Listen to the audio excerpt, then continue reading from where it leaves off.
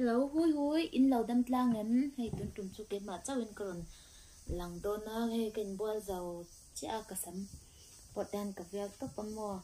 hay bạc khát khát cái tiền to a, cái camera cầm đàn khá để vác lá vàng hai cái anh lâu cái cầm trả lệ tốt ba lằng chiang nhầm, bọt khác thế nhỉ, mà như cháu phải chọn e thì đi, sẽ rất dễ là.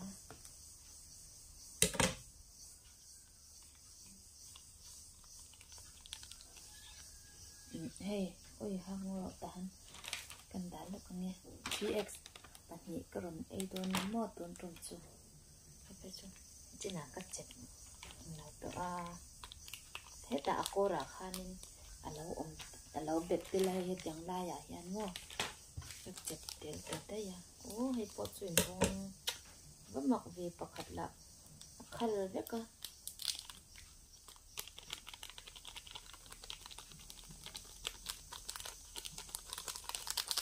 hey mi hi akhal ve ka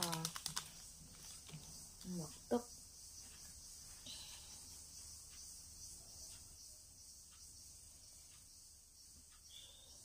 le rồi mới cần chụp thể hiện lệ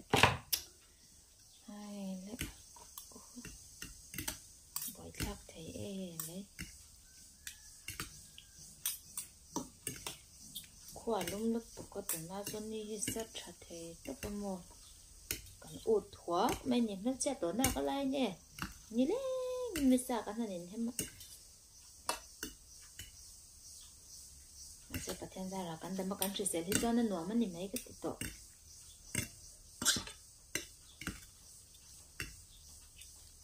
vẫn mặc vì em lâu chuyện thì có ông về nhà lâu nhị chùa để nghe ban tí ăn nạ tí ông ăn chỉ kho nên là cái chấm lúc ở rồi mới cần lấy lúc không nghe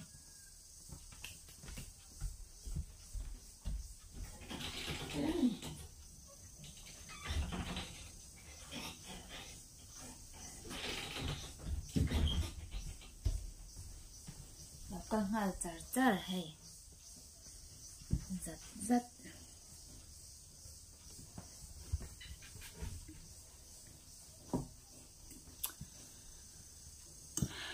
cái trong trái phốt đồn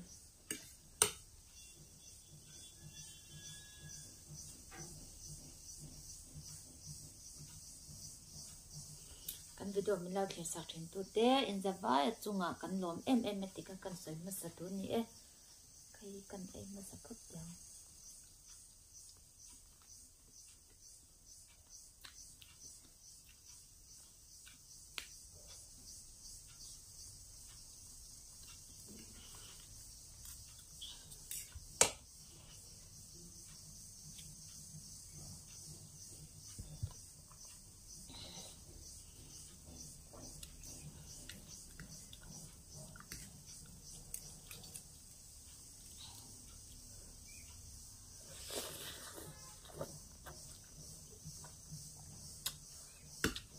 trăm tiền lắm hết chút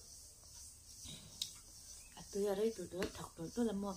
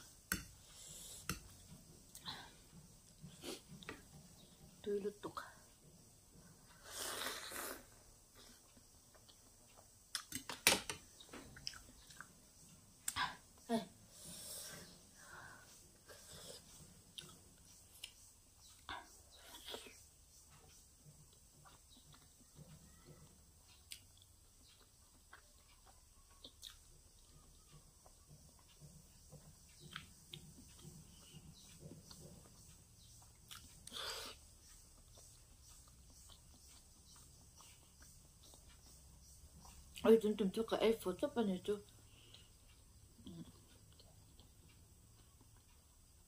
ma gan mi tu la khopin ka ai the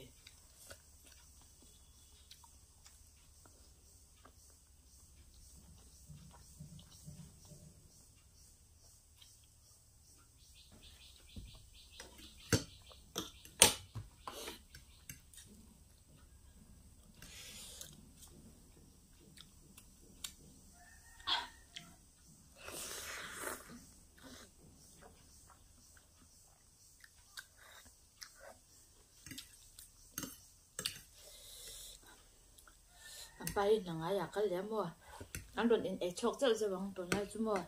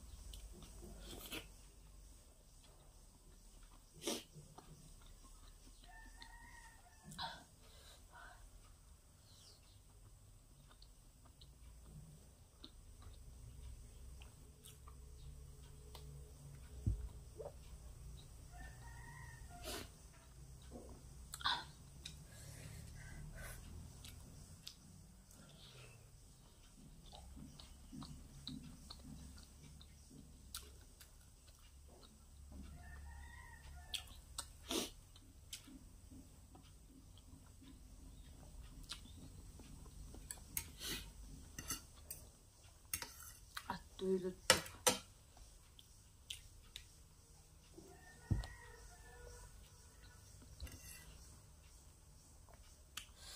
ก็ไอ้คำโดนแล้วนี่เฮีย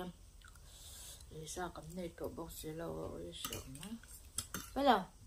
อะไรไปกันเองนั่นแหละเดี๋ยวไม่ต้องเนี่ยอ๋อ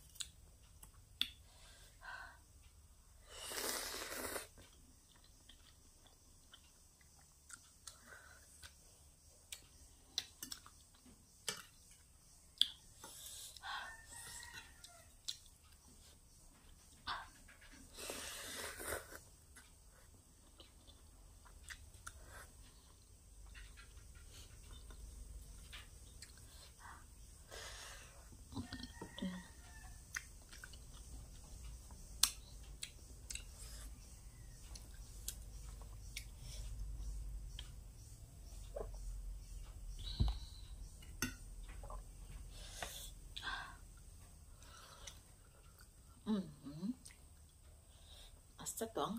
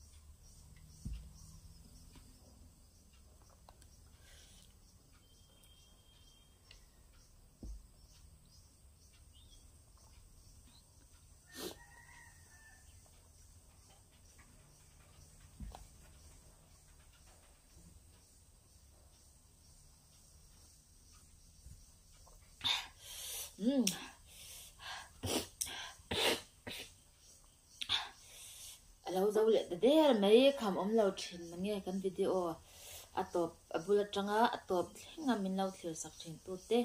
จุงอ่ะขันกันดมอ่ะจวนแชร์เต้ไลค์เต้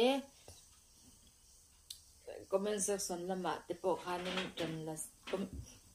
คอมเมนต์ละมาเต้พวกขันจันฮิละเสาตัวรินจันละเสาตัวรินก็เราสมเจ้ากัน subscriber เต้ฝอยน่ะทูชัดตักเต้กันดงชินนะจุงอ่ะกันดมมาจูบางจวนเดี๋ยวอินจะไปอินไป pathianin alet tam tak cheu atlet tam takin malsom vek cheu selati hi kan du sak cheu a chuan 100k kan kai ve tre to a thein min la subscribe lau te kha min lau subscribe je tu cheu in khong ana kan run dil ani e tu tan chuan in zabai in bye bye le vek phot ule